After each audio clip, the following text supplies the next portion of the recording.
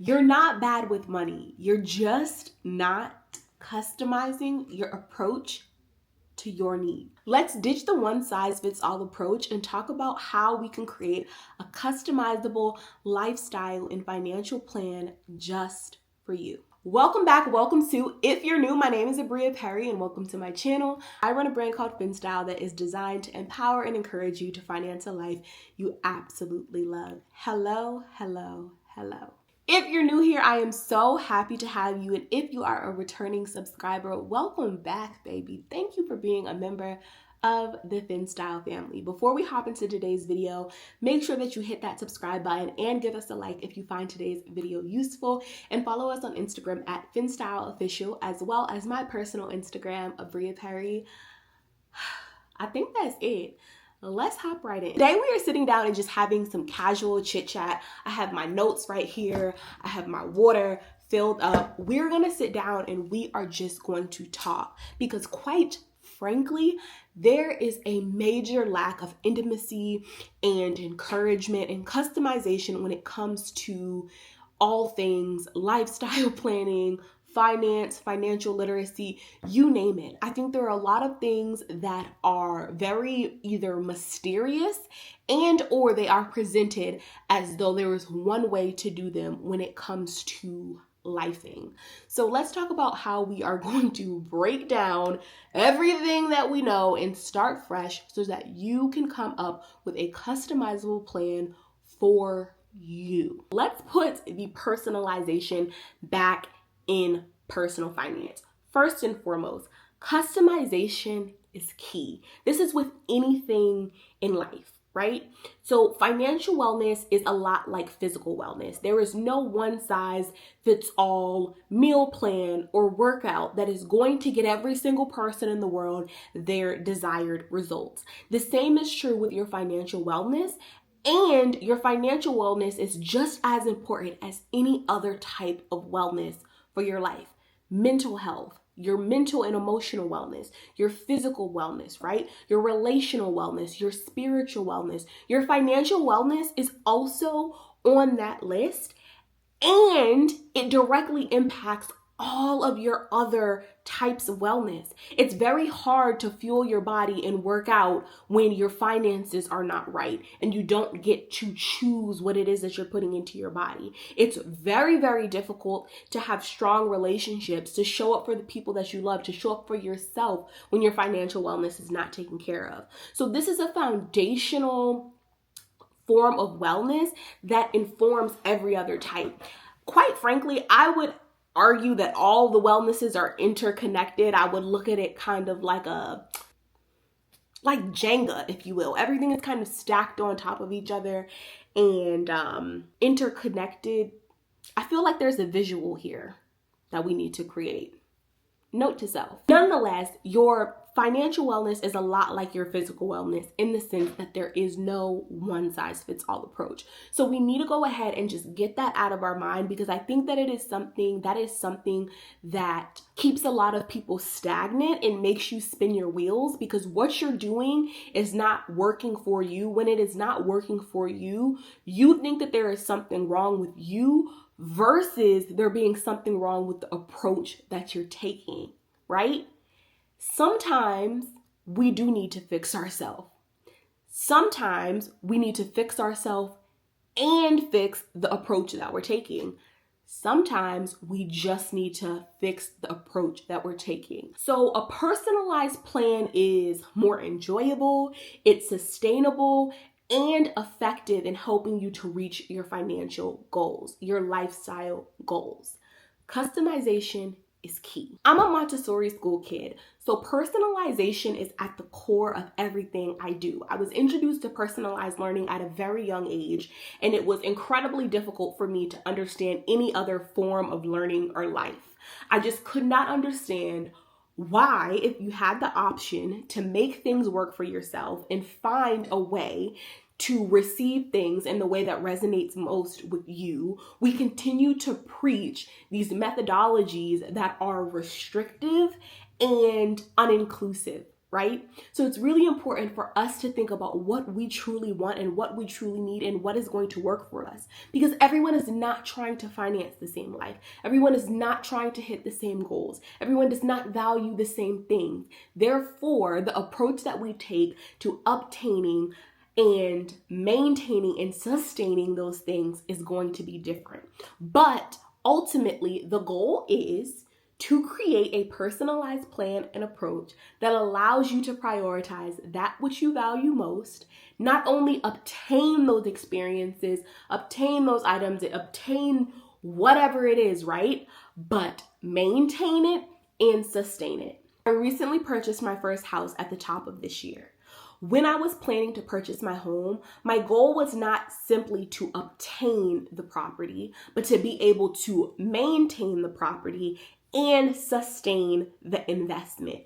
Meaning, when I budgeted, when I planned, when I saved, I took into account if I purchase this home, along with all of the other goals that I have in life, along with all of the other things that I value and that I want to show up for, how much can I actually afford to not only obtain, but also sustain and maintain. Maintaining the home is not the same as sustaining the home, and being able to sustain the lifestyle that I've created, plus adding this home into the equation, was a totally different thing. So we don't want to just obtain a certain lifestyle. We want to obtain a lifestyle that is manageable for us to maintain and sustain.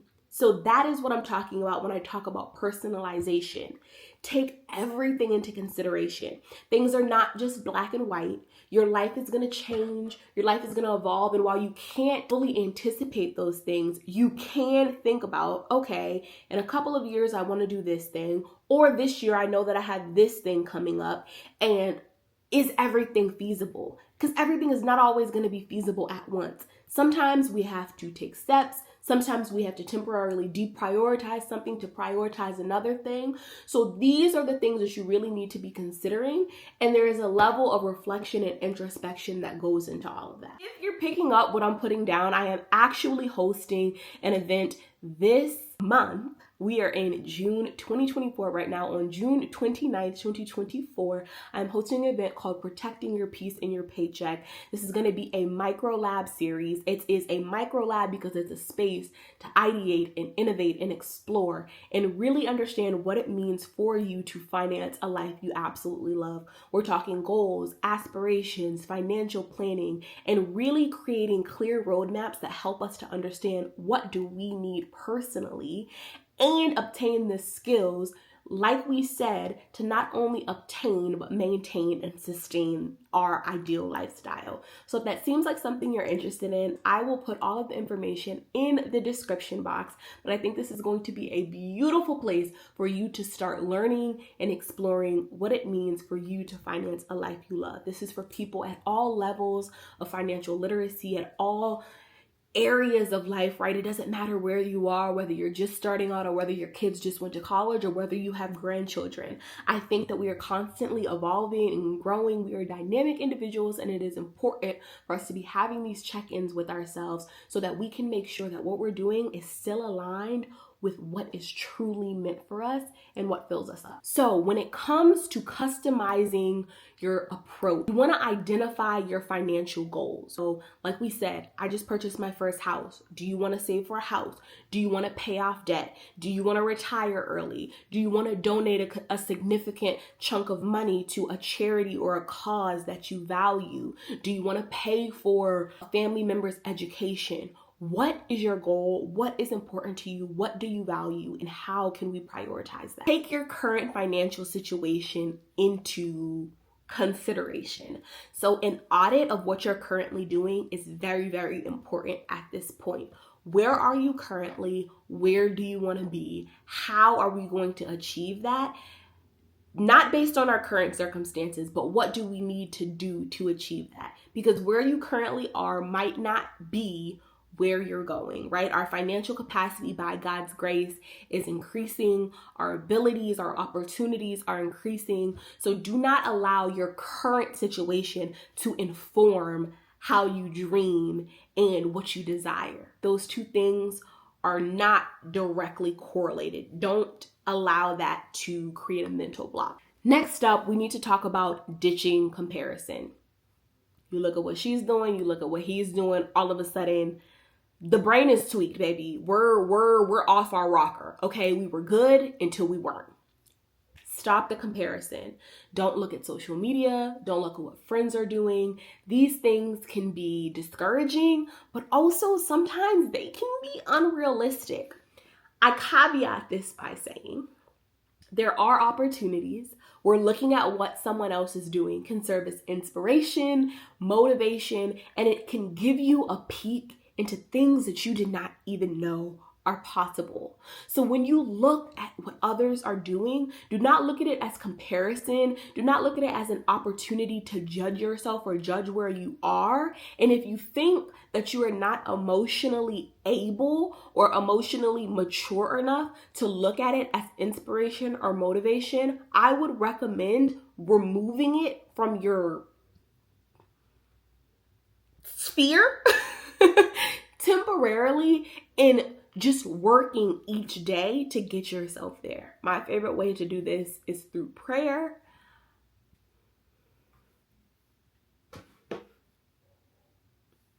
Listen, all I'm gonna say is we working on it one day at a time by God's grace. So what I'm saying here is focus on your own progress.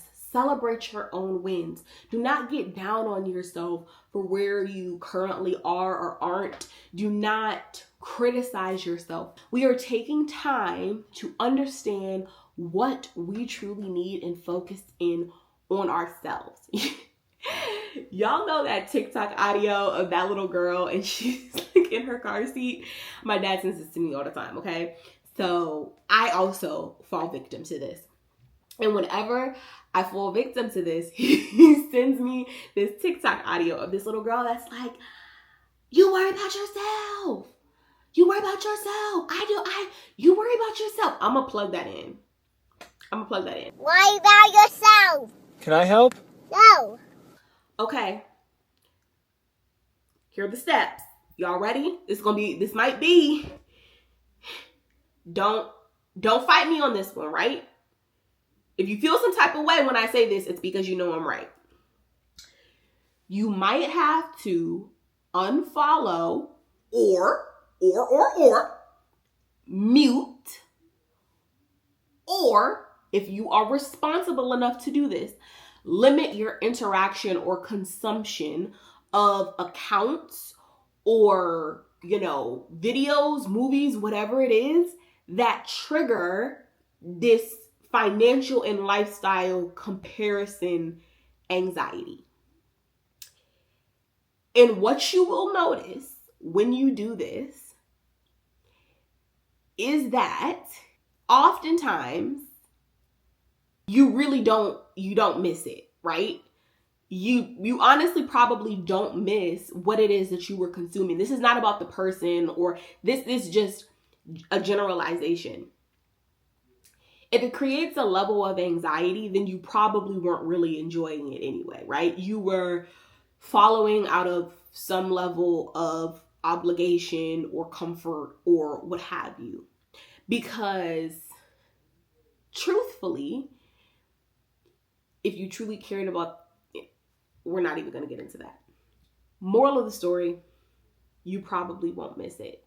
And if it is something, right, that you do miss, or someone who you have some level of commitment or attaching to, I think this again is a wonderful place to seek God's face, to pray on it, because if you do have a level of comparison or envy or jealousy associated with this person or this thing or this particular experience, that is not a them problem, that is a you problem, and it is something that you can absolutely grow through, right? It's tough, but it is necessary. And in tandem with this, I want you to track your own financial progress. Rather than keeping tabs on what they're doing, swap that out with keeping tabs on what you are doing and celebrating yourself, okay? because you are making big things happen. And I'm proud of you. And I want you to be proud of you. You can't not rely on other people's excitement. You have to big up yourself and encourage yourself, okay? Don't get me started, because y'all know I will start singing in a heartbeat. And no, I'm not a singer, so I will spare you. And lastly, but certainly not least, you need to find your financial fit. We have a little bit of a Goldilocks moment. You know, you gotta lay in this bed, lay in that bed, try some things on and figure out what works for you. Give yourself time to kind of date and flirt with different financial approaches and practices. But you need to do this after you have taken some time to really think about what you want, because you want to find the strategy or practice that is best aligned with the goal that you are trying to achieve. Hear me out. Let's go back to fitness. The way in which a long distance runner trains is significantly different from the way that a sprinter trains, is significantly different from the way that a shot putter trains, right? So track and field analogies, I ran go with what we know, okay? So a long distance runner cannot train as a long distance runner and expect to win the 100-meter dash. It doesn't work like that. So when you're clear on what your goal is, if your goal is to run the fastest 100-meter dash or just run it well, you're not going to train for miles on end running in the specific gait or way that a distance runner, that a 2-miler run. In that same way, if your goal is to not have children and be able to take 15 trips a year, extended vacations a year across the world, your approach to financial management, to investment, is going to be significantly different from somebody who decides that they want to be married with 4 kids and take 3 reasonably priced vacations a year, one that's Disney World. Those are different. Your approach is going to be different because your goal is going to be different. So there are various budgeting styles. Some people do the 50-30-20 rule. Some people do zero-based budgeting. Some people have debt that they need to repay and they want to look at the avalanche approach versus the snowball. Everybody is going to take different approaches based on their goal. And right now, your problem is that you are taking approaches that are not best suited for what you're trying to achieve because you don't have clarity on what that actually is. I want you to also give yourself space to be bold, to adapt, to evolve, to change your mind, to stop something when you realize that it's not working for you, because we are all dynamic individuals living dynamic lives, and what works for you now might not always work for you, which is why it is so important for this to become a practice where you are regularly checking in with yourself. This is a lifestyle. Fin-styling your life, financing a life that you love, is not a one-time thing. It is an ongoing practice. So, in summary, there is no single path for financial success, for lifestyle success, because success means something different for everyone. And I want you to fully embrace that. I want you to find what motivates you and create a sustainable plan. A sustainable plan, because our goal is not only to obtain, but to maintain and sustain. Okay? You hear me? Are we here? Are we here? Okay? Put some eyeball emojis in the comments if me and you are seeing eye to eye right now, because I feel like we are and I'm kind of hype about it. All right. That's it, babes. That's it. Subscribe for more Fin Styles. Subscribe so that we can finance a life that we absolutely love together. I am so happy that you watched. Be sure to follow, like, subscribe, all the things, girl, and share this video with somebody who needs to join the FinStyle family. That's it. I love you. Thank you for being here. Oh, that is not it. That is not it. RSVP for our Protecting Your Peace and Your Paycheck Microlab down below. And if you're watching this video when that event has passed, be sure to subscribe to our mailing list also down below, because it is an event that we will be hosting multiple times, baby. We are running this back because she is good and I need you there. So subscribe down below so that you can be the first to know the next time we are hosting a session of the Protecting Your Peace and Your Paycheck Microlab. This session in particular is the Planning with Purpose session, and I need you there. I absolutely need you there. Like always, we're taking one step at a time to finance a life we absolutely love. Bye.